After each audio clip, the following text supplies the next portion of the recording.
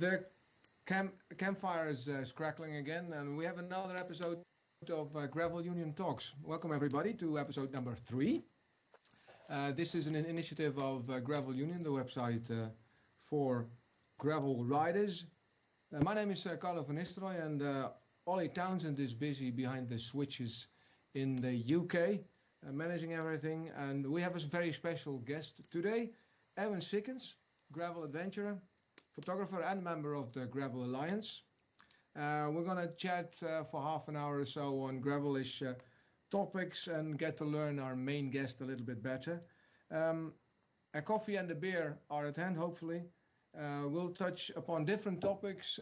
We also have a big debate question, and the big debate question is something where you can join in our conversation. The question of today is, are you in favor of tubeless tires or do you want to ride with tubes? I know we had a discussion about this earlier in another live stream. We'll get back to that a little later. If you have any feedback or questions, just put them behind our Facebook stream or better underneath the Facebook stream. Please share your comments, and if you have any questions, then we will try to get them also in the show for Erwin. But to our guest of today. Our guest of today is an experienced and passionate cyclist and bike packer. He has a long family tradition in cycling, and although he was trying to avoid the whole family situation, he couldn't resist the temptations of being out there on the open roads. He's hooked now. Work and leisure are united because his daytime job is photographer for one of the biggest online cycling retailers, Mantel, but he's also a respected member of the Gravel Alliance and one of our main contributors to the website Gravel Union. We will dive into the details a little later, but first we have the standard 3 questions that we always have. What's the drink that you have at hand for this chat? Good evening, Carlo. Good evening. At the moment, I have an IPA of Goose Island, actually. An IPA of Goose Island. Yeah. And a little stronger one on the other side. Okay. This is gone. that's good. I'll stick to a water now, and I have a Quaremont alcohol free. So I'm trying to canalize everything, so I shouldn't be drinking too much.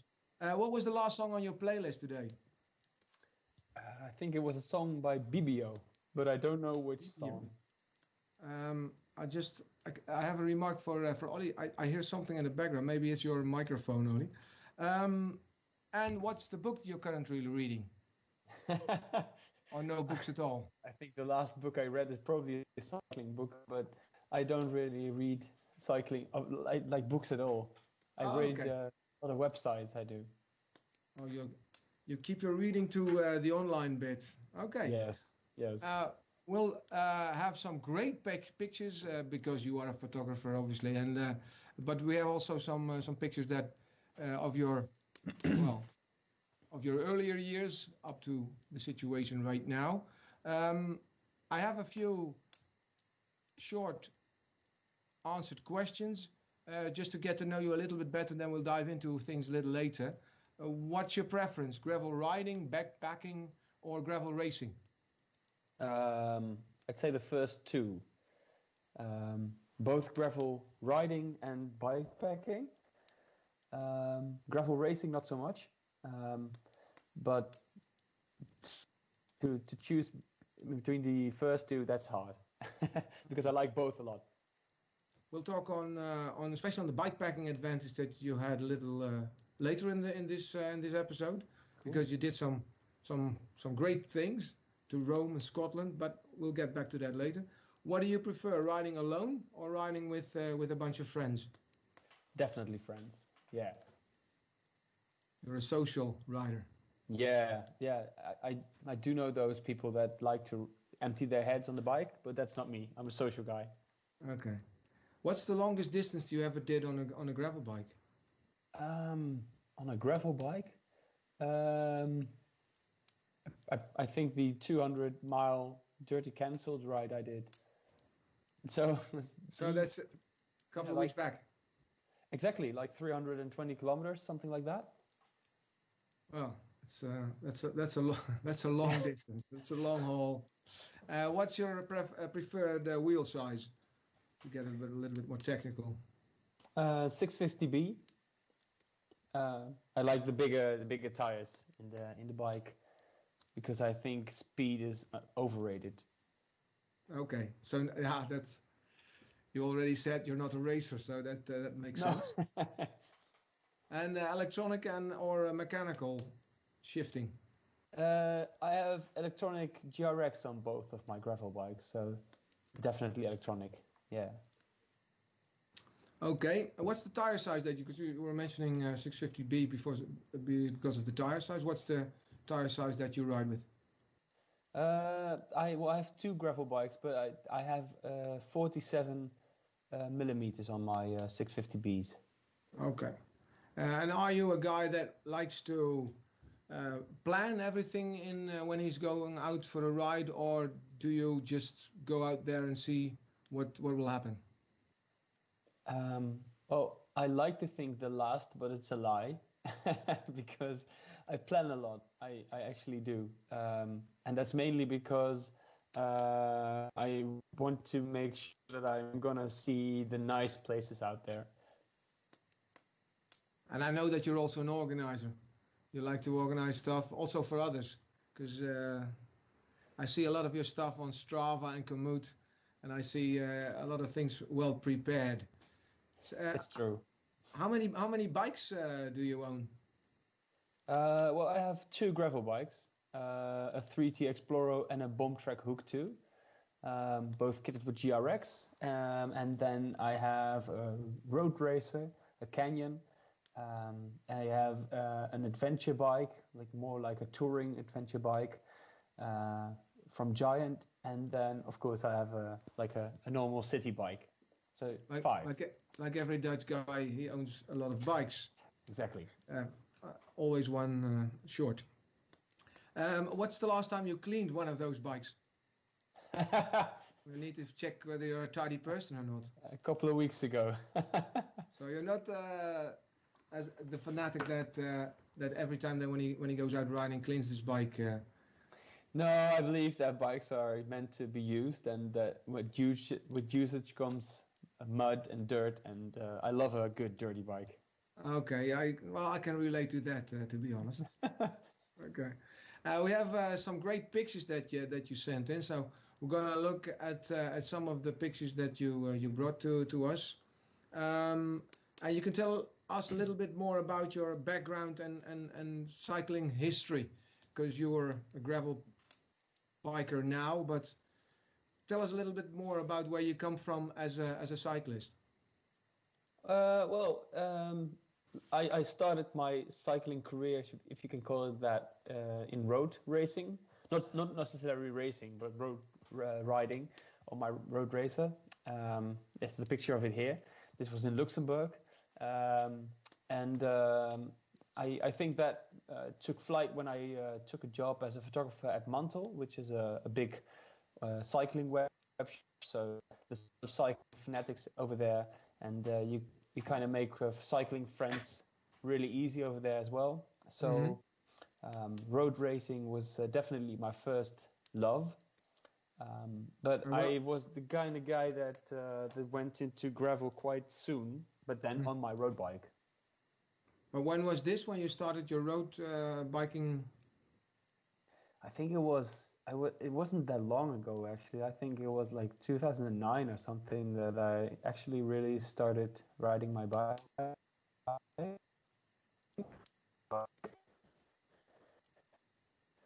To my grandparents. And my parents are also really fond of riding the bikes. They did a lot of kilometers a year when they were younger. I think they did like 50,000 kilometers a year. They just went out riding every evening. But I wasn't into riding my bike for a long time. So I think when I was in my student years, that was when I picked up the bike for the first time. But then soon I also discovered that the adventure side of cycling was more appealing to me. I had a mountain bike for a while as well, but well, you can see here that I went to cycling holidays quite quickly after that. Mm-hmm. I called it a cycling holiday. Now you'd call it bike packing. But this was actually my first trip. I did it with Mark, a good friend of mine. So we rode our bikes from Arnhem in the Netherlands to Rome in Italy. So it was a big tour, and we took too little time for that. So it was quite a harsh ride as well. Okay. A little stressful because to meet the deadline. Well, yeah, we had a flight. Mark was like, we should ride back home because that's relaxed, and I was like, no, we should ride to Rome because how cool is it to finish at the Colosseum, which we did. But then we had a flight to catch, which meant that we had to pace more than I at some points. But that's part of the learning curve. Yeah, it's all about taking your time and not about stressing to meet the deadline. But Exactly. But that was your first big bike packing trip on a trekking bike, on a regular bike. Yeah, exactly. This is like my touring bike. You can see them here with the water repellent orange bags around the cycling bags that I have. It looks heavy. It is. It was way too heavy. I actually made the panniers out of old army backpacks. So we bought some old army backpacks in a shop here, in a dump, as we call it in the Netherlands. Yeah. And we kind of just attached those system to it to make them into panniers.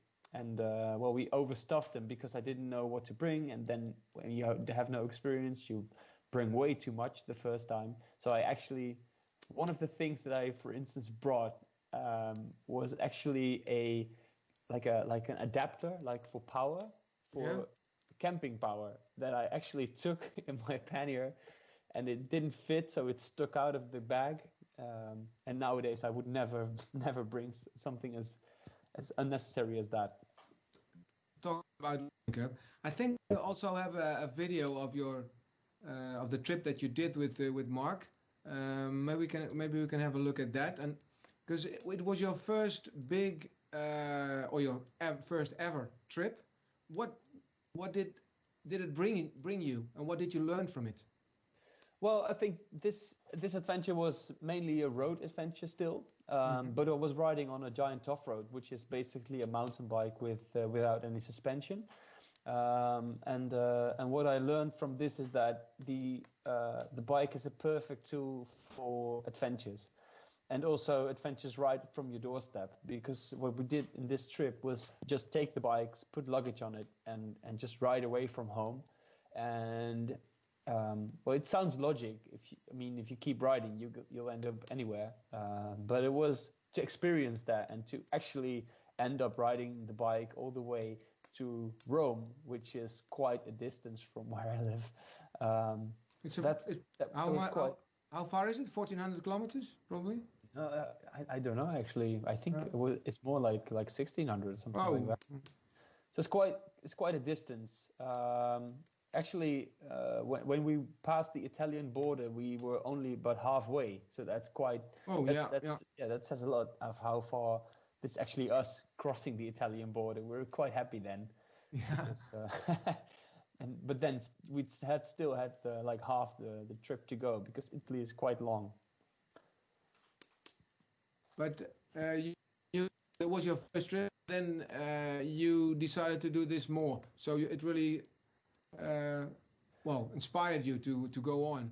Yeah, this like when you open something up that you can't putting the genie back in the bottle. That's really hard, and this is the genie coming out of the bottle.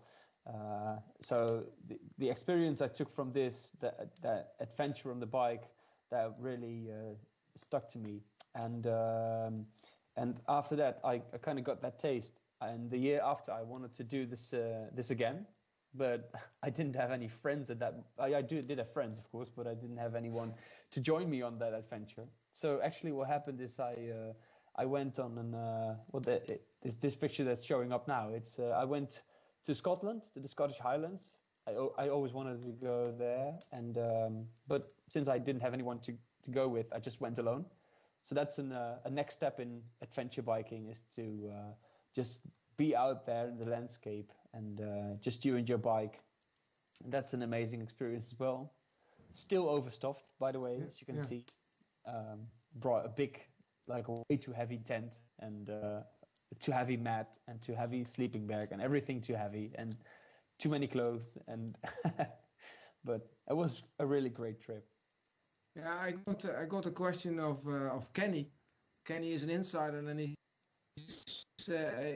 knows that you've been cycling in Scotland, and he said, please ask Erwin what a bothy is. I never heard of the word bothy, but please explain a bothy. Yeah, bothy is. I didn't. The fun thing is that in my first trip to Scotland, because I've been there back there last September, and I didn't know what a bothy was the first time as well. Which meant that I actually cycled past bothies and just forgot they were there because I didn't know what they were. But they're kind of adventure huts, like mountain huts. You can see them in Spain as well. I think they're called refugios over there, and they're basically trekking huts or adventure huts or whatever, wilderness huts. They've got a lot of names, but in Great Britain they're called bothies, and they're basically houses that you can just go and sleep in, but they're really basic. There's nothing there. There's like a bunk bed and there's maybe a stove, but there's no electricity. There's no wood. There's nothing there to you have to bring everything yourself. But so, you have a roof over your head, and you don't need to worry about a place to stay. Oh, this is actually yeah. This is actually me and my friend Bram sleeping in a bothy last September, and I don't have to explain myself when you see this picture. This is what all the fun is about. It's like you go way back in time. You just have a stove, you have a fire, you have your sleeping bag and mat and a roof over your head. But when you bikepacking, especially in Scotland, where it can be rainy and moist, that's golden. Just to get warm and dry by the stove. So actually in September, when we were there last September, we just tried to ride from bothy to bothy, which isn't always easy, but we managed. It was a great adventure. Okay, so we know all the details. I actually never heard of bothy before, but I know the refugio concept in Spain. So it's just a nice way to spend the night without having to worry too much about sleeping in somewhere in the middle of nowhere. If you look back on your trips, you started with your first bike trip to Rome. You're still doing trips, shorter and longer trips, even in the COVID-19 period. I saw you going out there sometimes. What have you learned? What if I'm a newbie to bikepacking? What would be the biggest lessons that you would learn me? Well, to ask for advice of someone that has experience in bikepacking, that's a good start. We didn't do it the first time, so that's where the overstuffing came from. We just didn't know what to bring, so you probably bring a lot because you're afraid you're missing out on stuff. And basically you're bringing way too much, and that's all those kilos that you didn't need to bring, but you brought anyway. So my biggest lesson in going from tour biking to actual bikepacking is that I kind of lost the panniers. I went small, I went compact, and I went lightweight. So that's especially the lightweight part. As you can see, this is a picture of my last September, my last bikepacking trip. It's still quite a heavy setup with the full frame bag and the top tube bags, and you can see I have all this stuff strapped to the outside of the bags as well. And I know there's people that can go even lighter than this. So I still struggle, and I'm still in the learning curve of bringing less. Okay, But my so big tip would be to go lightweight. yeah, efficiency and lightweight, those are, seem to be very important. How do you plan a trip like this? Do you prepare everything? Do you know how to the exact route, or is it how? Yeah. Yeah, well, there's a learning curve there as well because I used to just Google my ass off.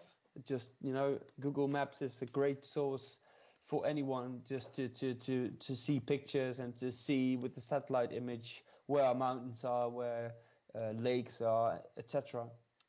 But then still, what I did in earlier trips is just to take a paper map and just with a magic marker just mark my routes in the map of places I could go, and not necessarily that I had to take those routes, but to have something of knowledge on a map to bring with me during the trip. But nowadays I mostly use Komoot, and in Komoot I have Komoot Premium, and when you have Komoot Premium you have all these mountain bike maps and you can see all the gravel roads. So when I go out and about now, well, earlier you asked me if I'm a planner or just going at it. And the funny thing is that when I'm riding locally, I'd love to plan for some reason. But when I go abroad, I'd love to just go and explore and use, for instance, the Komoot app, which shows all the nice mountain bike routes and gravel roads. So just see and feel where I want to go. And that also gives you the sense that because what I hear, I'm not a bikepacker myself, but what I hear is that you need to improvise because every day is different. Is that a case? Do you think that you try to prepare in the nitty-gritty details, but that it doesn't work in that way? Kind of. You're out there, so you're open to all the weather elements, and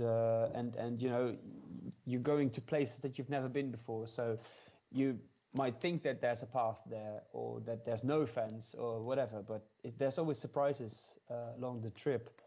But that's what makes bikepacking so special, I think, is that, for instance, this is where we put up our tent. We found this perfect place with a little stone brick wall around it to shelter us from the wind. And we thought we were safe, but the wind just came out of the other direction, and we had a really windy night that night. So it was a beautiful place to pitch our tent, but it wasn't the best of nights. And how do you manage? Because sleeping is a bothy or a tent, or you have a great location here. But how do you manage with eating? Is there also tips that you can give us? Well, I must say that in bikepacking, I've only been in Europe, in Western Europe, bikepacking. So I went to Scotland, I went to Rome. I did a couple of trips in Germany. So this is, for instance, a trip that we did in Sauerland, which is in Germany, with a couple of friends. But my experience is that there's always, at least in Europe, there's always shops. Every day you ride past a little supermarket or a bar or some place that you can get food anyway. I was afraid that in Scotland, that is because it's less crowded there, that this might not be the case. And sometimes you do need to bring food for 2 or 3 days, which you can easily, because you can take dried out food. You have those adventure food bags that you can take. But I find them more to be like a guarantee of food, and in real life, I've always found myself driving past supermarkets and bars to get food. Okay, what was your most memorable ride, bikepacking or just a regular ride? What are you the most fond of in the ride you did? Yeah, I saw that question. That's difficult because I did a lot of rides that I think are really fun, but one of the rides that one of the days riding in Scotland last September, that was definitely one of the beautiful rides I did. It was in the Curragh Estate, which is quite remote, and there's a little train station in the middle of nowhere there. And this was definitely one of the more beautiful rides that I did. Okay, so Scotland it is. You also did Dirty Cancelled. You mentioned that you did the 320 kilometers, that's the 100 miles, which is a tremendous 200. distance. 200 miles, yeah, sure, yeah, right. Yeah, you're right, 200 miles. Just cutting the half off. I got a remark of somebody that you crashed a party somewhere because you were in need of water. Tell me a little bit about that. Yeah, it's true. I know who sent you that. We actually, well, what happened is Dirty Cancelled. Just to elaborate a little bit, that's Lawrence Tendam, the ex pro. He is now like a retired gravel rider, you'd say, and he came up with a solution to celebrate Dirty Kansas, which is a big gravel ride in Kansas in May, but of course due to COVID that was cancelled. So he came up with the idea to have a tribute and do a Dirty Cancelled ride that you could do yourself from where you live. So basically, I went about that with a friend, and there's a couple of rules. You can stop only twice. Of course, it's a race. Dirty Kansas is a race, but like I said earlier, I'm not a race type kind of guy. So basically, we ended up taking way too much time doing this 200-mile ride. We started at 6 a.m, but I think we were at the halfway point somewhere like 3:30 in the afternoon. So that was when we kind of knew that it was going to be late. And we did because we were back home, like I think it was like half part that we finished the ride, but that gave us a problem in the evening. In the late evening, we got out of water. We didn't have any, especially water was a problem. We got low on food as well, and in the dark, it was really hard to find water out there. So at a certain point, we kind of drove past a garden where there was clearly a little party going on, and we kind of just knocked on the door there and asked if we could have some water. But the people were actually really kind, because this was for Dutch, maybe they know, it's the Achterhoek, and this is like a region where people are really fond of each other and really open to others. And so we were invited in not only to get some water, but they kind of showed us the kitchen and just said, well, just go open every cabinet you can, just take whatever you want, food, water, drinks. You sure you don't want me to cook something for you? So it was actually quite a warming refill. So you had a good stop. You had a good stop there. Yeah. And you didn't stay there. You went on. That's no, they offered us some beers, but we kindly declined, because we had still, I think, had like 80 kilometers to go at that point. Okay, let's move on to the professional side of things, because you are first, I need to get back to our big debate question.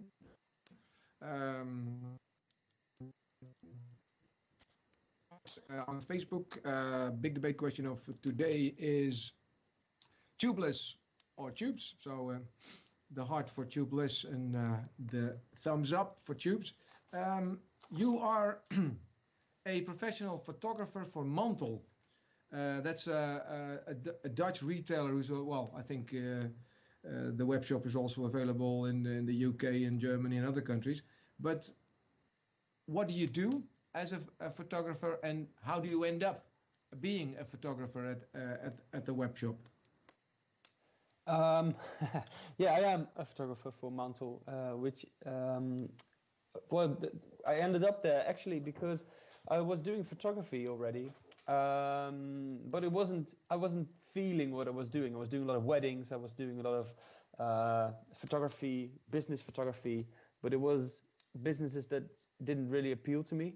So at a certain point, I felt I had to do something that was more to my liking, and I ended up at the Mantel customer service, actually, just to talk bikes, and I really loved that for a while.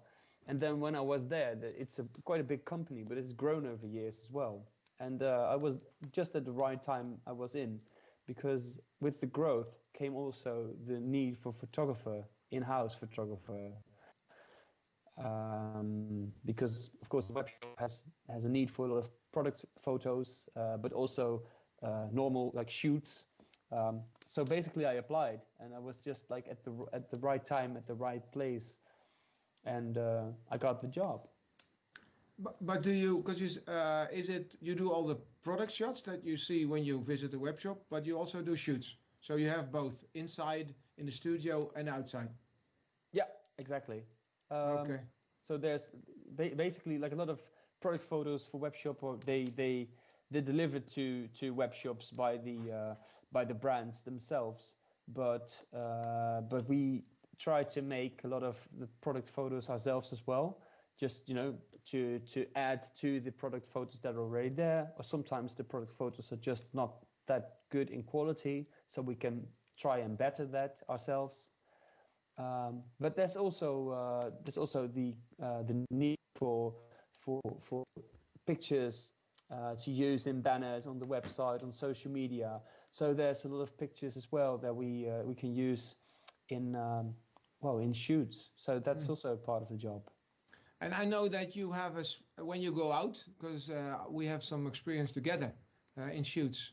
And when you go out, you are a photographer who is biking and doing pictures at the same time, which is very interesting. So because you can get to locations, more than one location in an hour even. How did you think of that yourself? How did that work for you? Did it come naturally, or? Well, at first I'd like to say don't try this at home, because it's not very safe, maybe, at least not when you don't have the experience. But yeah, I shoot while riding my bike, and I think it kind of grew on me, because I was riding my bike for a couple of years already, so of course I'm quite handy with my bike. I can steer through loose sand with one hand, for instance, and you need to be able to do that, have the camera in the other hand, and not fall over. But it was also because I felt when I was riding that sometimes when I wanted to take a photo, the moment was already gone if I had to just stop, get off my bike, and take the picture. Or the riders would be gone because they just keep on riding. And shooting from where I am on the vantage point of being a rider myself. So there's those who are in the bushes with their long lenses, sometimes but my main photography is just plug and play from a camera on my back, just ride, and just with one hand just look through the camera and shoot what I see or what I think. The light is perfect. That one moment I can just like grab the camera and take the shot, and that's, I think, what a lot of people don't do, and gives me my own style. Yeah, I saw you doing it, and I thought, well, first, yes, it might be a little dangerous, but you know what you're doing. But also it gives you a quite fresh experience, and also a point of view that is unique, I think. I got a question in of Mr. Breitner. Frank Breitner says, it's a technical question on cameras. What cameras do you use? I use digital spiegelreflex, like a mirror, like with a mirror, the cameras. So it's I use a Canon 6D myself while I'm riding my bike. But I must say that riding the bike, the camera on the back isn't well. It's not too good for the for the quality of the camera, because I have a lot of scratches and there's sand and water and dirt that gets to it really easy. So I have a good quality camera, and you need that, I think, as well. And the job that you have right now, because is this the ideal job for you, or do you see yourself developing more into doing other photography? Photography-wise, I think I'm doing exactly what I need to be doing, at least at the moment. But I always believe that that this is what I need to do now, and who knows what I'll do in like a year, in 5 years, in 10 years. I think as a person you grow, and could be that I probably never say goodbye to photography in general, but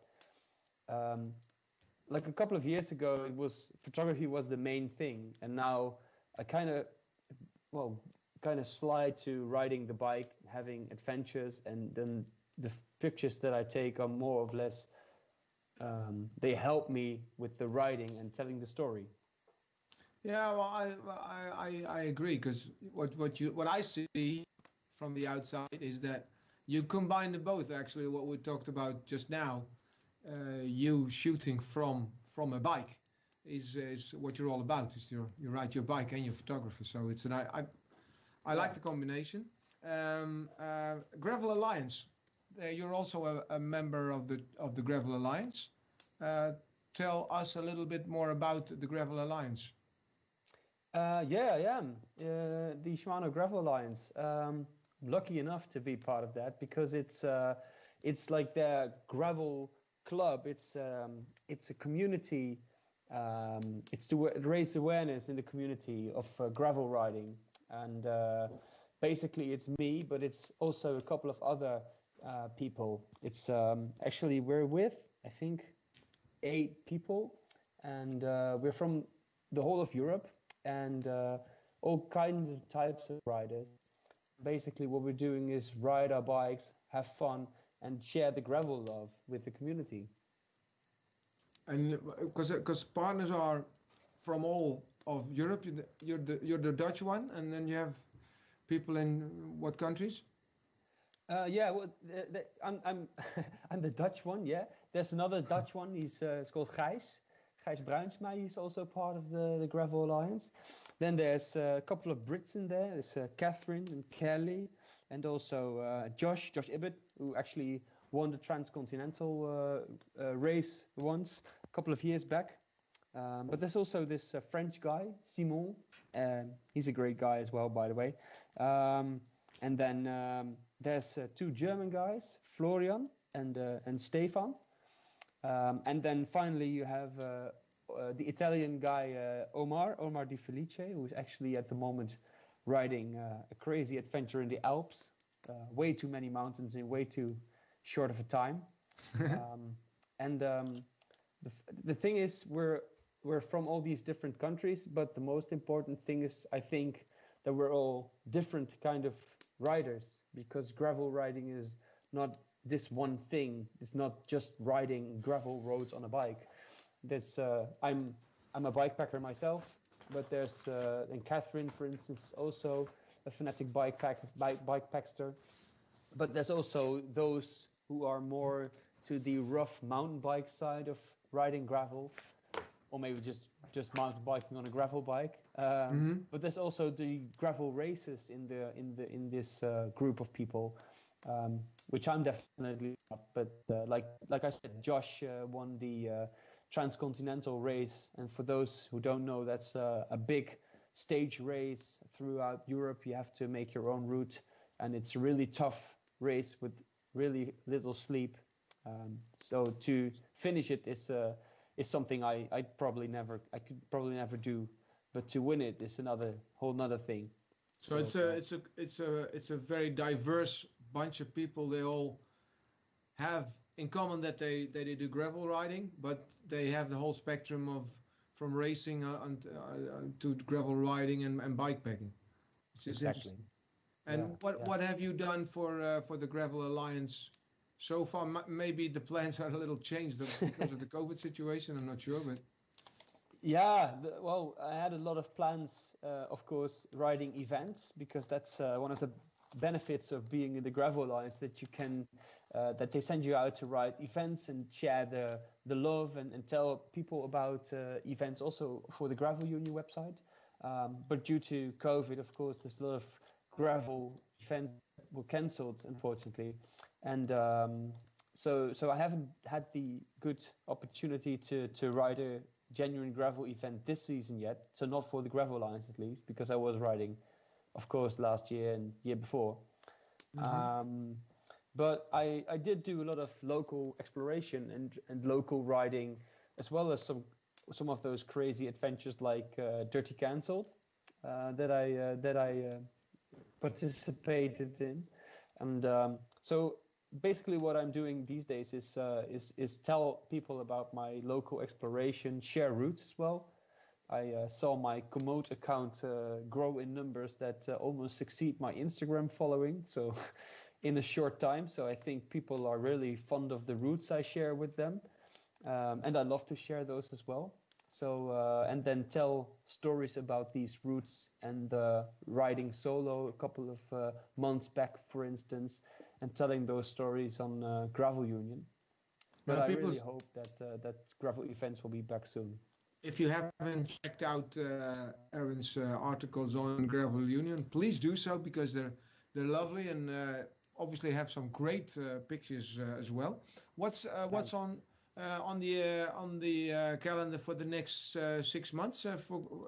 Slowly, we're getting out of the COVID situation. Is there any plans that you have with your Gravel Alliance team? Yeah, there's actually a plan. I hope everything goes well, and there's a plan to have a meetup actually with the Gravel Alliance in total. We're going to do that in Limburg, which is in the south of the Netherlands. So it's close by for me, but for instance, Omar, who lives in the neighborhood of Rome, is quite a different story. We're going to do a meetup, ride our bikes. But the fun thing in that meetup is that we're going to do it without any flying or cars or anything like that. So it's just going to be us, our bikes, maybe the guys that live a little bit further, they're going to have to take a bit of a train ride. Of course, the Brits are going to have to take a ferry. But we're going to meet up in an ecological way. Omar needs to do the bike trip you did, but then the other way around, because he lives in the neighborhood of Rome. So you can give him the route how to get here as soon as possible. So that's very nice. We're also very glad with all the articles that you send in and the other Gravel Alliance partners as well, because it really adds to the community feel. I'm looking at the web site for if there are any other questions. I think there's one question that I always ask. You more or less answered it, but the definition of gravel riding, it's we talked about it, that it's so diverse, because it's always hard to explain to people who are new to the gravel scene that it's not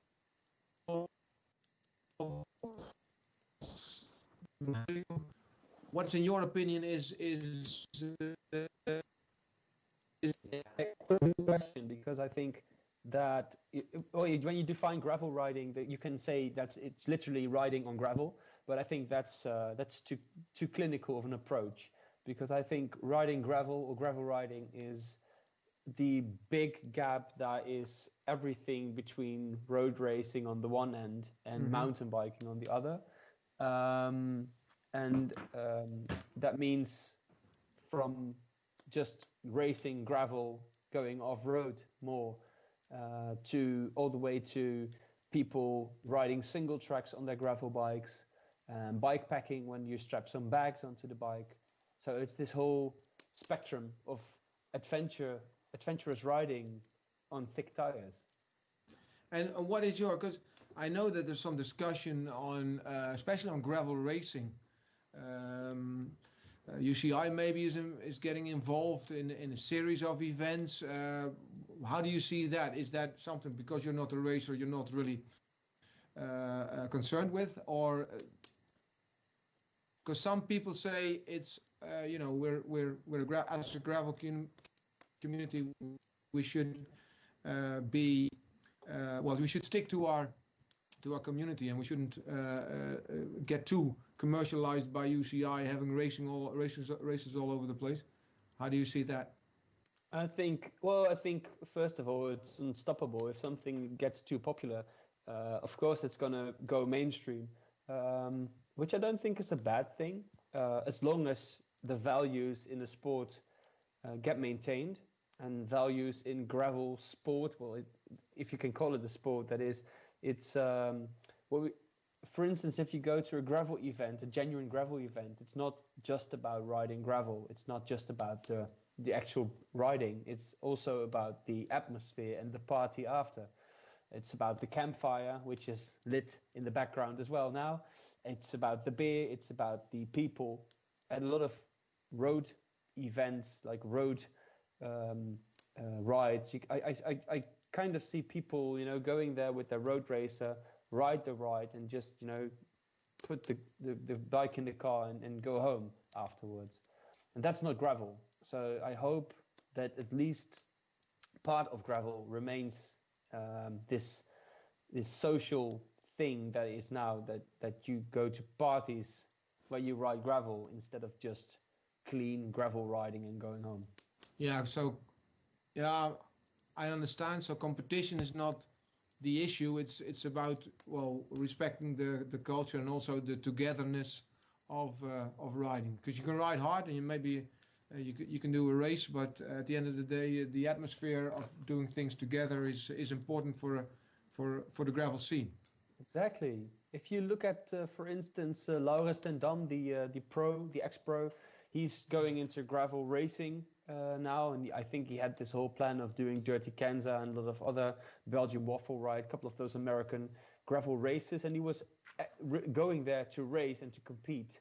But he's also the kind of guy that puts a big piece of meat on a barbecue afterwards and drinks a beer. And I think as long as pros and racers are doing that there's nothing is lost.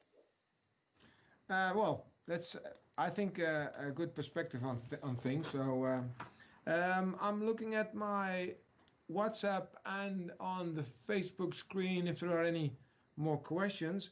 I don't think so. Ollie is whispering in my ear. He's my director here. Thank you, Ollie. Then we go to the big debate results, and I would like to get your opinion on the results as well, Erwin. The results are in, and 76% votes for tubeless, and 24% is for tubed tires. So now you can give us your opinion on tubeless. I know we were in another live stream, and I was saying, I don't need tubeless, but you converted me. So I know where you explain your point of view on tubeless and tubes. Yeah, I'm pro tubeless. And indeed, in the last stream that we were in, you weren't. And I think after that, you did a ride and you had like 4 or 5 flats. Yes. And you went to tubeless straight after. Yes, I did. I don't think if you had any flats yet since. No, I have to admit. Oh, there's your answer there. Yeah. No, I really truly believe in tubeless because, especially in gravel riding, it's first of all, the chance of riding a flat, even with sharp stones and roots and everything that's loose, is quite small. But also you can take down the pressure in your tires and have a more comfortable ride and have more grip in cornering, which are all really nice features in gravel riding. Not to feel every bump, but also to be able to corner at a higher speed without losing traction. So I'd say all the way tubeless. So, 76% agrees. So I hope people who are tubed. I tried it, and I tried it once, like a couple of years back, and I said, no, it's not for me because it was a big mess, to be honest. But maybe that has to do with my abilities to get the tires on. And now I got it fixed, and I agree. It's really nice. I mean, we don't have that much. After 4 flats, it's it's a nice way to ride your bike. Thank you very much, Erwin, for your time. We always try to say 30 minutes, 40 minutes, but I think we're close to an hour now. Lovely talking to you. people, if you have any questions for the next episode will be with Alex Betke. He's the Votec Gravel Fondo organizer from Germany. So we'll talk about his event, but also his way of looking at the whole gravel community in Europe.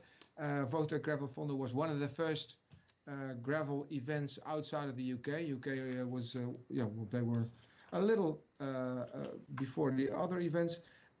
Again, thank you very much, Erwin. Thank you also to Ollie in Newcastle for getting everything nicely on the screen. Please check out the articles of Erwin and others on our website. Also take a look at the events calendar. We slowly see events popping up. So we try to keep everything as accurate as possible. Hope to see you next time, somewhere in the start of August. Check out our newsletter for the exact date. And have a nice day or evening. I don't know when you're watching it. And Erwin, I hope to see you soon, with or without a camera, but definitely with a bike. Great. See you then. Okay, cheers to all and have a nice evening.